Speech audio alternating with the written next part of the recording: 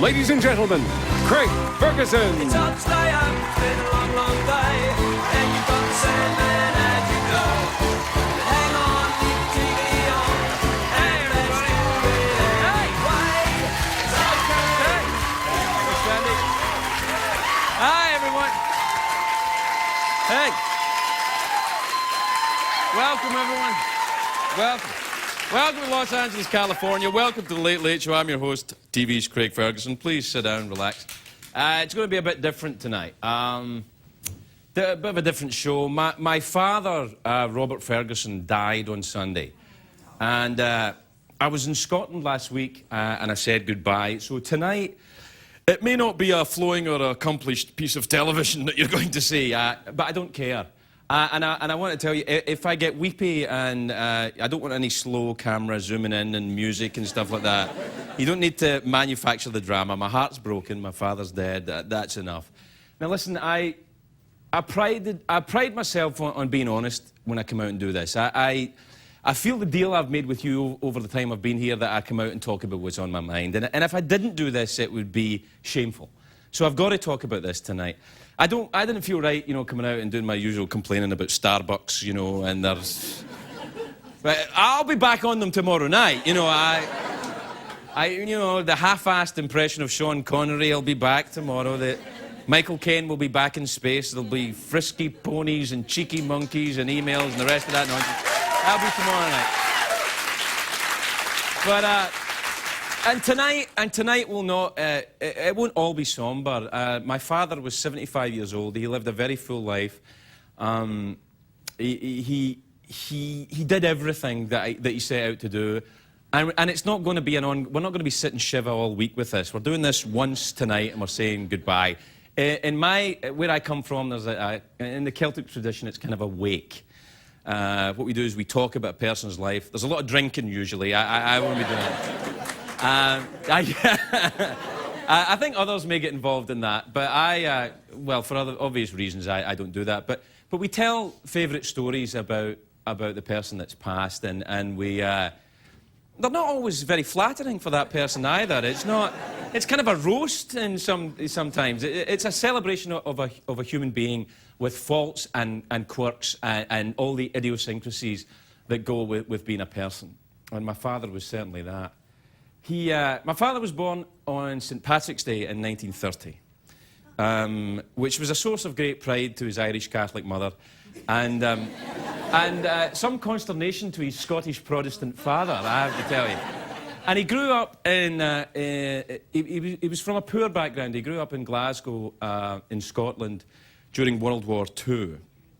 And Glasgow was bombed heavily during the war, and all the kids were evacuated out of the cities and put to work on the farms in the countryside to escape the German bombing. And it was supposed to be some kind of idyllic reprieve, but my father's experience was more like a Dickensian workhouse. It didn't really work out well for him.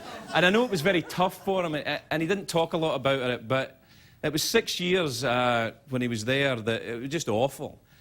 And he had a very tough childhood, and from where he started to where he ended up was a journey so incredible and vast. It's too much for me to hope to emulate. My father spent 2 years in the British Army, stationed in Germany.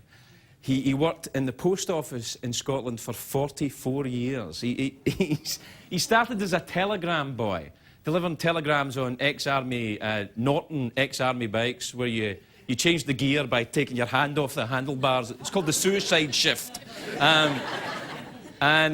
You know, they were too poor to emulate Marlon Brando in The Wild One with the silk scarf, so they used to wear white tea towels to look like Americans. I've lived in America 11 years. I've never seen anybody wearing a white tea towel. But I'm still looking. Anyway, by the time my dad retired, he had about 600 men working for him at the Edinburgh post office in the capital of Scotland. He was the chief inspector and he was the boss, and he went all the way up, and he did it through hard work. He was a Scottish nationalist, my father. He believed in an independent Scotland. He also believed in this place. He believed in America. And he believed in the opportunity it offered. My father introduced me to America. Literally, he brought me here when I was 13, just me and him. we went to, used to get cheap airfares from Freddie Laker, and I think it was like $100 or something. And we came over and we visited my father's brother, my Uncle James, who had moved to Long Island. And I've talked here and I've talked lyrically often about the summer I spent there as a teenager at 13 years old. And I talked to my father about it recently, and he said, "Where did you get the idea I get the whole summer off work? We were there 3 weeks." But in my mind, it was a life-changing experience. I fell in love with America then. I decided then to come back. And my father, thanks. My father believed in hard work. And I believe that's how my father expressed love. There's something spiritual in hard work. I think spirituality is not all about aromatherapy and scented candles. I think for my dad it was about getting up early and working hard and making a better life for his kids. And that's what this man did. Every Christmas in the post office there was something called the pressure. It's when the mail started to build up and more mail, and all the postal workers were working 12-hour shifts all the time. It was crazy amount of work they were doing. And now I think it's called going postal. Then it was called... And he worked his ass off the whole month of December. But every Christmas morning he would wake up with me and my brother and my sisters and help put the presents together. And he must have been bone tired. But he did it. And he never mentioned how tired he was. But I think he must have been tired.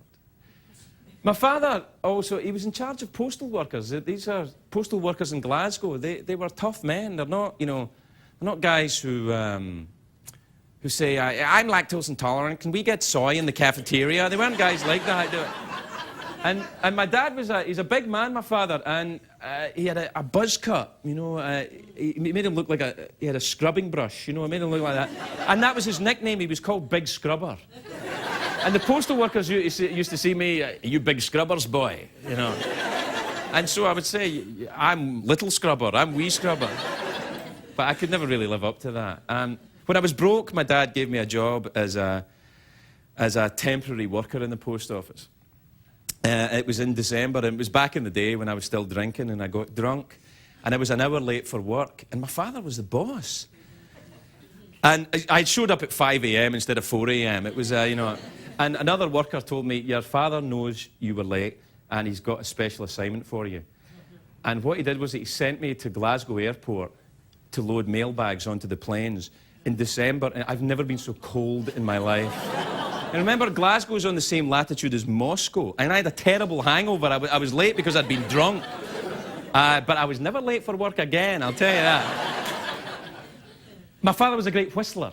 I don't know if that's important, but I remember it. He could do that vibrato thing. It's fantastic. And he loved the Roadrunner cartoons. I've said that here. It really made him laugh. I know. I don't get it either, but he loved the Roadrunner. He also loved the Tweety Bird. Tweety Bird and Sylvester. He loved how stupid Sylvester was. I don't know why. That cat's stupid. That bird wins all the time. That's just... I loved watching television with my dad. He had very unique viewing habits, me and him. I went to a school called Cumbernauld High School. The town was Cumbernauld, where I was. And whenever nature documentaries would come on TV with, monkeys all scratching each other's asses and everything, my dad would say, "Oh, there's Cumbernauld High School coming out." And I don't know why it made me laugh, but it did. And he... over and over again for years.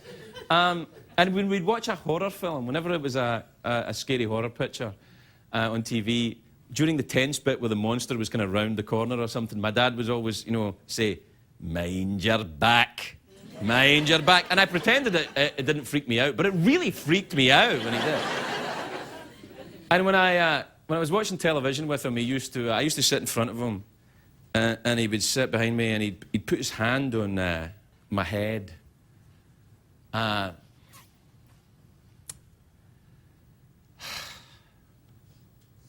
And I loved that. And he did it last week in the hospital. probably the first time in 35 years or something. You know, from his bed, he put his hand on my head like that, and it was amazing. It was great. He was a man of few words, my dad. I get the talking from my mother's side of the family, but I was never in any doubt about that he loved me. He wasn't from a generation of people that said, "Son, we need to talk about our feelings. You know, let's hug." He was not. My dad would just say, "Aye," and. But you knew what he meant when he said "aye," you know. And the relationship that I have with my father is not unlike the relationship I have with the old country. You know, with Scotland, I complain about it, I grumble about it, I can be mean about it sometimes, but I love it beyond reason. It's where I'm from. It's what I am. And.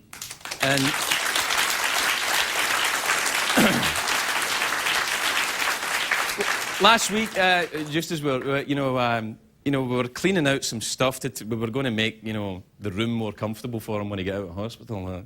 Anyway, we were cleaning out some stuff, and I found my sister found a letter of commendation from his bosses at the post office. Seems this thing had been written in 1961. He'd had it in his pants since 1961.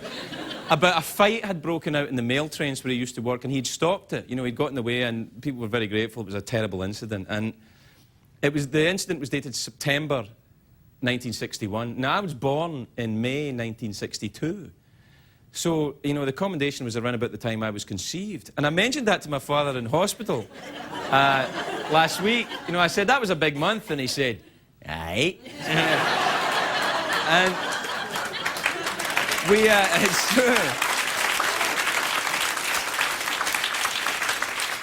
He was a strong man, my dad. We didn't always get along. Anybody that knows me knows I've got some opinions about stuff. And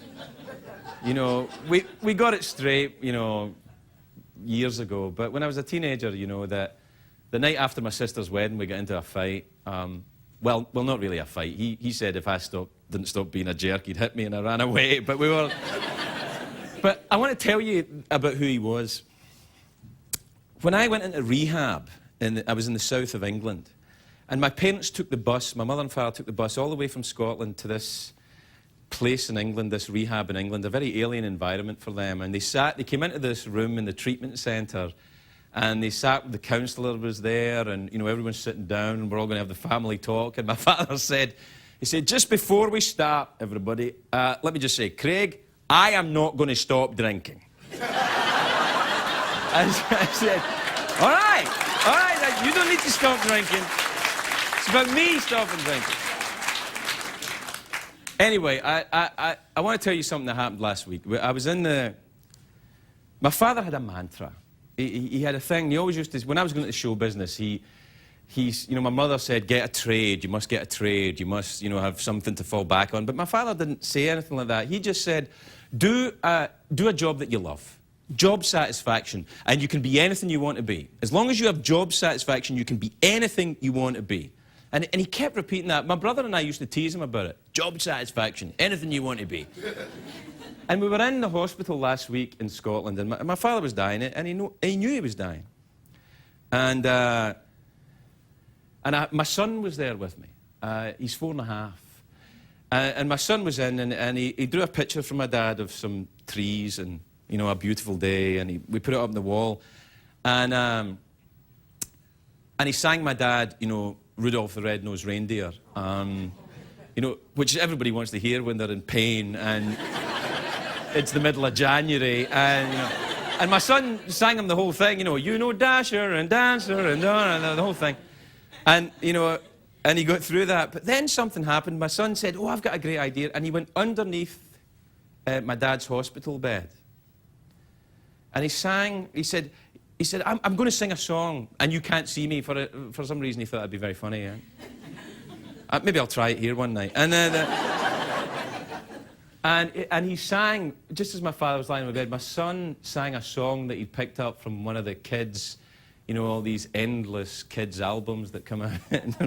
My life's full of them. And my son sang this. We were sitting there with my dad in the great drama of the deathbed, and my son sang, you can be anything you want to be. You can be. And I saw my dad even in the pain, you know, something like that, and a smile crept across his face. And it was fantastic. I miss him. You didn't know him. That's your loss. He was a great man. And it's hard to say goodbye to people. It's hard to say goodbye to parents. And when I left my dad, we got it straight. I said goodbye to him. And I couldn't speak, so a gesture came to me which I felt worked. And I think he knew it as well. I punched my chest and I threw him my heart. Good night, Dad.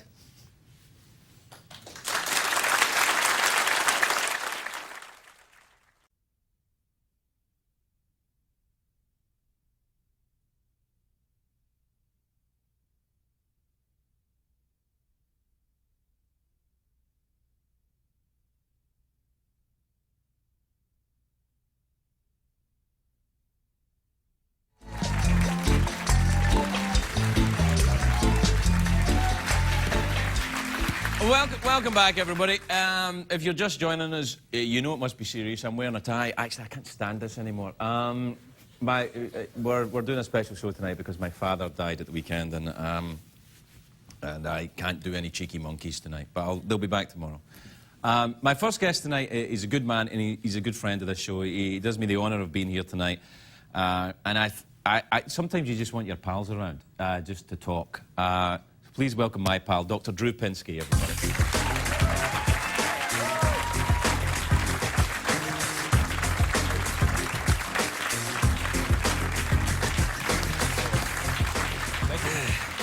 Hey, Drew, welcome. Well, how are you? good times, huh? Yeah. There's a phrase in Scotland, lucky white heather. You know, when things are going really badly, it's a kind of ironic thing. Like the elephant's feather. Yeah. Like, There's an elephant feather. Dumbo had a Yeah, feather. right. Good luck.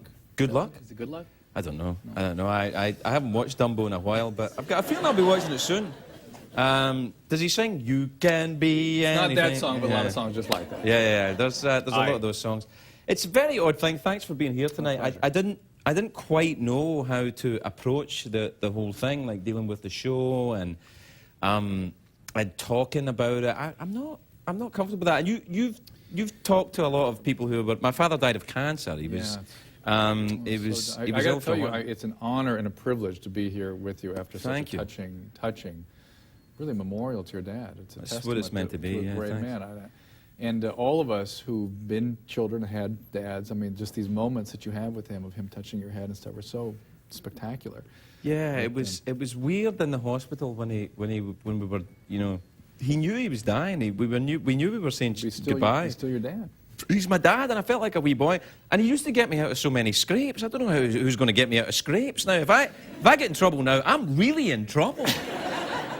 So now we've sort of been touched by so much of the poignant aspects. Was there anything? Did he ever get aggressive with you? There's sort of any. It's a whole story life, you know. Is there funny stuff, negative stuff? He never raised his hand to us, my dad. He was, you know, and in the culture I grew up in, I think that was fairly unusual. I don't know. I wasn't in anyone else's family, but it certainly my father never hit us. He didn't have to. He kind of he used to say this thing, wrap it.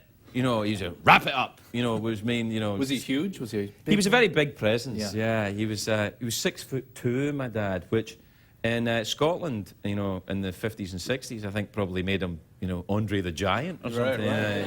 He was big, man. And the Celtic's such a great breed, you know. I mean, it's just such survivors, right? I mean, that's that alcohol gene and the big stuff. Oh, there was a bit of fighting. alcohol, yeah. Alcohol gene is actually a woman that my father used to know. I think I've met alcohol Jean as well. I think you've met her, yes. My father, I don't think my father was an alcoholic. He drank a bit when he was younger, but he didn't have the craziness, and he kept his life together, and, you know, he didn't have that. There's a lot of drinking goes on over there. There'll be some done this week, I guess, as well. Did he leave directions for what he wanted, like in his gravestone, or how he wanted to be? You know, I don't know the answer to that. I'm not sure. I've got a feeling no. Because the way that, you know, we tend to approach problems in my family is kind of denial. Right. And which I think is common, and and it's actually helpful. I think a lot of the Sometimes. time. I mean, there's a lot of denial that goes into the early stages of grieving. It's like it's inconceivable that the person is gone. That's what my mother was saying today on the phone. We couldn't quite. You can't process it. Your brain won't let you go there. And so you have dreams about the person, you have visions about the person. That's when people become spiritual. I mean, I know it's not aroma candles and whatnot, but people do have ways of trying to manage what seems to be the insurmountable. Do you have a spiritual side to you? I think so. I don't know. I mean, in a very pragmatic way, I think for me, spirituality, I hope spirituality is about service to other people. To other people. I don't. Do you want to wish that you're going to be together with him again someday?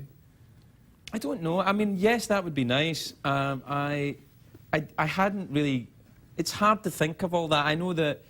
Some people think that you go into the light and then everybody, goes to a party, or or you come back again as a cow or something. And actually, that would be, if my dad comes back as a cow, I would love to see that. That would be, because that would be very funny, And, that's right. You call that grass? That's no grass. That's grass.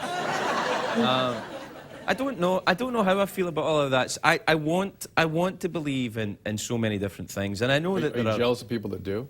Yes, I'm jealous of people who have. Yeah, people that have firm belief that we will be together, and that's that. I'm jealous of that. I'm jealous of that kind of faith. I try and have faith. I try and have faith that there's some kind of, giant plan for all of this. And sometimes I think, for me, it's a little bit the way I think of God and life and death and stuff is, I used to think that everything had a plan and everything was set out. I'm not sure I believe that. I think now it's more like jazz. It's kind of improvised. Right. But yet it's beautiful music. It's a beautiful... Yeah. But nobody really knows where it's going. Right. And maybe somebody. The musicians kind of know. They know, but I think in the grand scheme of things, I'm not a musician. I'm just in the audience going, what next? What next? Right. And it's strange because I don't feel he's gone. Well, he's a part of you. I mean, this is how people are supposed to deal with grieving. Is you're supposed to take a piece of him and hold on to it. Right. And it can be painful to do that because it means also accepting the fact that he's in reality gone. Mm-hmm. And so to take that piece inside is to really create a sort of a boundary around your life and to make a narrative out of your life of which he was an important part. Yeah, it's very. I don't remember the world without him in it. No, the world has changed. And it never will be without him. Right. That's your job, is to make him alive in you. And it hurts. It really hurts. Oh, I mean, boy. I can see it tonight. Stings. It stings so bad. And we, and sometimes you open by saying, we didn't know your dad, but don't you feel like you know him now? We all feel like we've shared something very deep. I hope so. That would be great. We have to take a break. We'll be right back to Dr. Drew, everybody.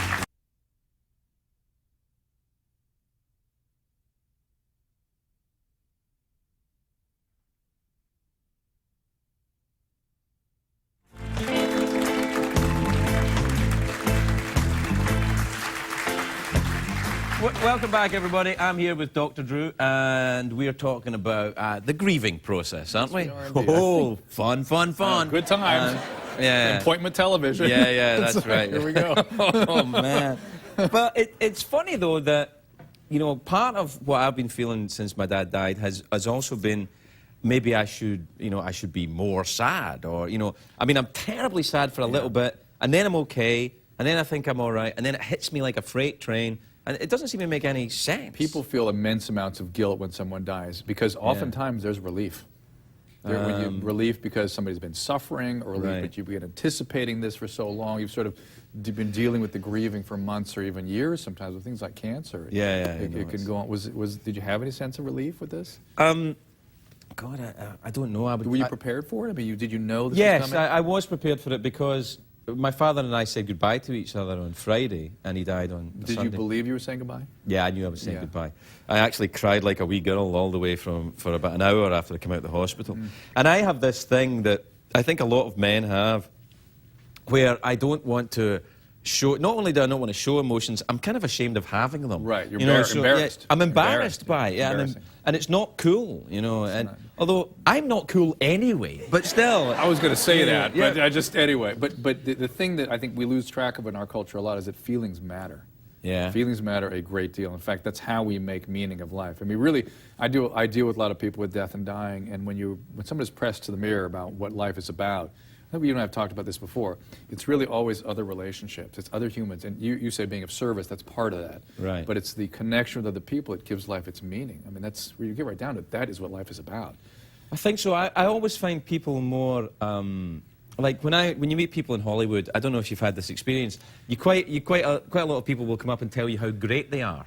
And they are. Yeah. How great you are. You know, they come up and say, "I'm so great. I'm doing this. I got that. I don't really have time. Excuse me, I got right back to you. Yeah." Tell Spielberg no. And I don't really like those people. But people who come up and say, "Oh God, my ass hurts and I dropped my wallet over there." You kind of can connect with someone when they have a vulnerability. Do you know what I mean? Right, it's a feeling, right? Yeah, right. Absolutely. So I mean, even when your ass hurts, you can connect with somebody. Like, well, hemorrhoids, I don't know if necessarily their ass hurts. I didn't know I was going to come out and talk about hemorrhoids tonight. No. Well, it might not be hemorrhoids. It could be a bruise or something. What I mean is vulnerability allows you to communicate with someone, Absolutely. whereas coolness really doesn't. We live in a culture of solutions and get it done, and it's all about, feelings don't really matter. It's about, choosing to do something. Yeah. That's nonsense. That is not what life is about. Life is about that human moment. I mean, life is about, you gave me a moment before I came out here, just watching you. That was, powerful. That's the deal here, though, isn't it? Yeah. That we do that. You know what? The word that I hate, that I hear a lot, is closure. You know, when people say, "Oh, we're going to get closure on this," Yeah. what are you talking about? I can't get closure on my dad being dead. No.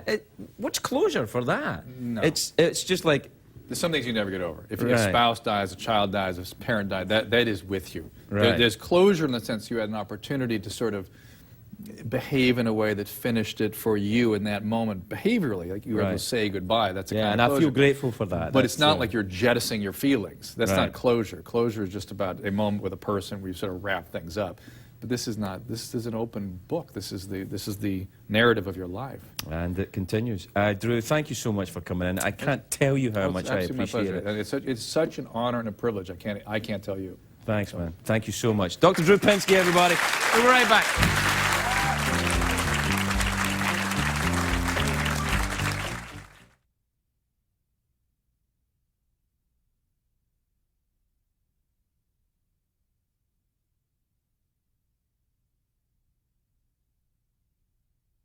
Awake for my father tonight, and part of what we do at Awake is we have some music. So tonight we're going to have the tribal sounds of the Scottish Highlands from the latest CD, Whiskey Supper. Please welcome Wicked Tinkers, everybody.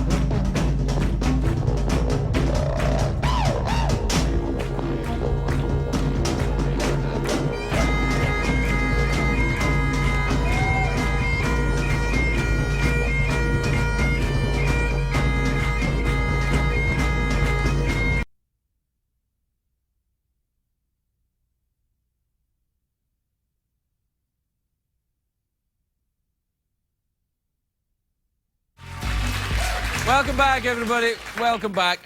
We're having a wake for my father, Robert, tonight. And part of that for me is sometimes on a night like this, I've not had many. I hope to not have many. You just want your friends around. And so my next guest is a friend. She's a terrific actress, one of the loveliest people I know. Please welcome the incandescent Amy Yasbeck, everybody.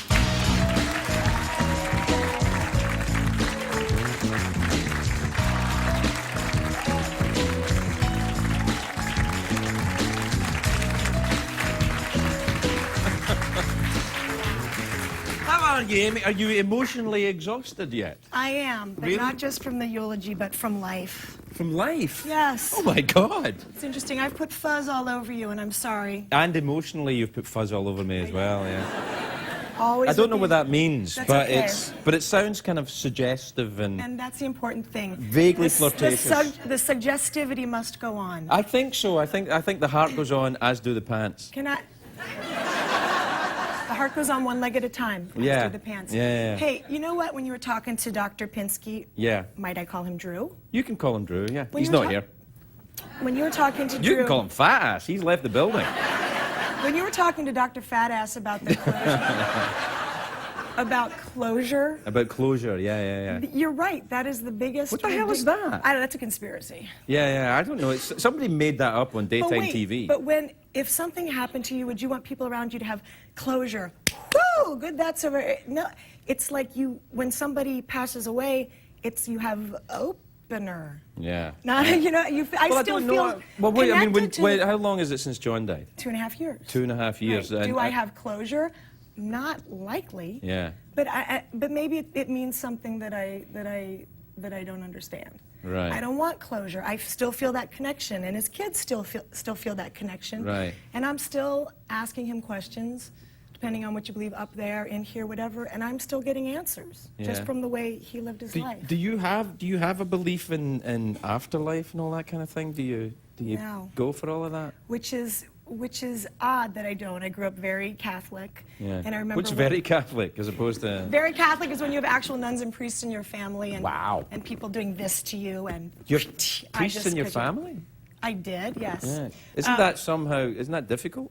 Why? Oh, I guess brothers and stuff. Yeah, I just Oh yeah, thought. not like my dad wasn't a priest. Right, well, that's a relief. That would be very sassy. That would be sassy. That would be very sassy. That would And be my father, and my mother was a druid, and it was like A Romeo druid? and Juliet. No, it's all wrong. What were we talking about? You were talking about you grew Oh, the up very beliefs. Catholic, the beliefs and. Well, it's interesting because my daughter still is very open to that, and I don't try to tell her what to believe in heaven, but she says, I need to believe in heaven, which is very honest, because some people, that's the reason they do. and who's to say not? You know? Huh? Who's to say not? Who's to say not? Right. Exactly, but the thing is that, again, with the closure, you have to kind of live every day like it's heaven on earth. You can't be waiting for that. That's the thing about heaven that bugs me. Well, I think that you said something that's quite interesting. The grief that you've said a couple of things that were interesting. Let me just recap for you. No. Thanks, little scrubber. Yeah. Yeah, it sounds like an OCD. I know. The grief that feeling grief. If it wasn't for the actual grief, there's a kind of clarity about it that I quite like. That's that so because you true. just don't want to listen to anybody's bull. Okay. You, Isn't that crazy? Yeah. It did. First of all, there was a lot of swearing when John died. People that didn't usually think, hello, may I have a cup of tea? Were like, no. I mean, it was crazy because it just came out of the blue for us. It was a little bit different for you, I know, but it's well, there was still, a lot of swearing when my father was yeah, alive. right, that's true.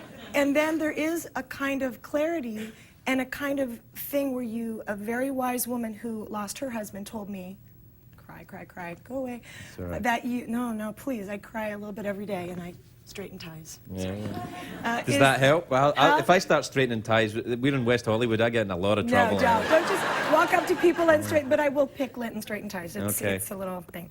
But that you own your own grief, and people come up and they go, how you doing, and how's it going? And you don't want to give any of that away. It's a real thing. Yeah. It's yours. Milo's going to be very interesting and interested in death and life and things, and he's got to see that it's okay to lose your S sometimes and just if Yeah. you're feeling it, and it's also okay to be happy and for him to play Disney Art Deluxe computer game. I have knowledge of this. Our kids have the same obsession. Yeah. But I mean, to be able to lose himself, he shouldn't feel guilty for that.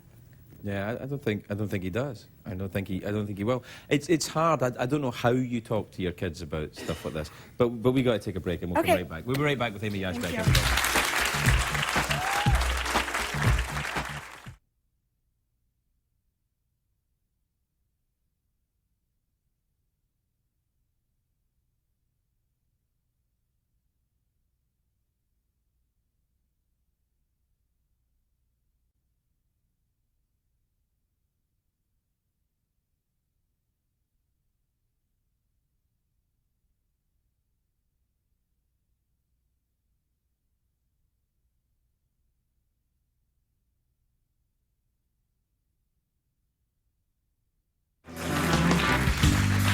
Welcome back, everybody.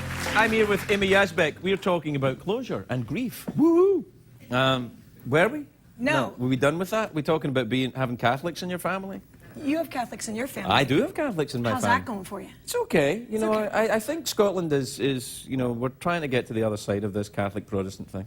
Okay. You know. Discuss. Well, I don't know. I mean, I think there was, as far as I can tell, there's a big argument between take this, eat, this is the body of Christ, as opposed to take this, eat, this represents the body of Christ. Right. And everybody How gets about very this? upset about that. How about this? It's all about punctuation. How about... you know we're getting in deep water already. Should actually. I not? Yeah, I don't know. Okay, all right, okay. Yeah. So how about the Longhorns winning against USC? How about that? I don't know. Wow. That was awful. That was the worst. No, that was great. That was horrifying. Why? Because John went to SC and Ah. I didn't finish college, so that's my pretend college. Just because you were married to someone that went to college doesn't mean you went to college. Well, tell them to I've stop been married asking to me. two women that went to college. Ah, so you I've got a degree. got a PhD. I was gonna say, Yeah. that's very impressive. Yeah. Congratulations. Thank you very much indeed. Thanks, everybody. Hey, you don't remember this, or maybe you Well, do. how do you know? I think you don't. Okay. The first time I was on the show, I don't remember that. and you gave me a card with a picture with the little girl from the Easy Bake Oven on it because I was on the Easy Bake Oven, but it was the wrong one, so I made a card for you. Are you clocking my dialogue like this while I'm talking? Yeah. That's what actors do. Yeah, Bad right, actors, me yeah. too. Right. Okay, so, and I made one for you, and on it I wrote, hey, the Wicked Tinkers, they're the best in the world. Are they ever going to come on your show? They're fantastic. But you don't remember that, see? I do remember it because that's why they're here. No, Well, they the give Wicked me Tinkers sense are a great band, I and think they are like a lot of people that I know in Glasgow who go around wearing that kind of stuff all the time. In my mind, you are a wicked tinker. When I think of them, I think I'm a of you. naughty tinker. I'm not a wicked tinker. I'm just a kind of naughty. How about they came and did a education about Scotland thing or something at my daughter's school? Really? But they just called them the Tinkers. Do you know what tinkers were? Yeah. What are they then? The pots and pans, Tinkers. No. Tinkers are gypsies. You're I'm right. And it's my show. wrong. Oh, really? You're wrong, because they I'm were wrong. gypsies and they went around, and maybe that they're called because they went around like Well, they're not the tinkers. same as gypsies. You know, they don't have Because they're- hoop earrings. But they could make them because tinkers are tinkers. They make pots and pans and metal, and they would go from community to community and make them, also known as gypsies. But I'm right. Are and you? I'll prove it to you, yes. Google me. Do you know what Google's named after? No, I'm just still thinking about Googling you. What does it mean? Google the computer. I know I always do this. That's Yeah, the no, it's piano. nice. I like when you do that. Google the. I don't have a manicure. You call me fast. Google, the company is named after Google the amount because it's a real number. Is it? Isn't it? It is. But it's spelled Googol, and it was named by the 9-year-old nephew of the inventor, the mathematician who invented the Google. Shut up. Well, I spend a lot well, you can. show me your non-manicured hands, you tramp. I don't have Come on, any. what's that about? I don't have any of that. I don't have that gene. This is all just put on. This for is show. all heavenly, and you are a beautiful and wonderful friend, and thank you for coming in and doing this show. I love you, baby. Yes. We'll be right back, everybody. Amy Yasbeck.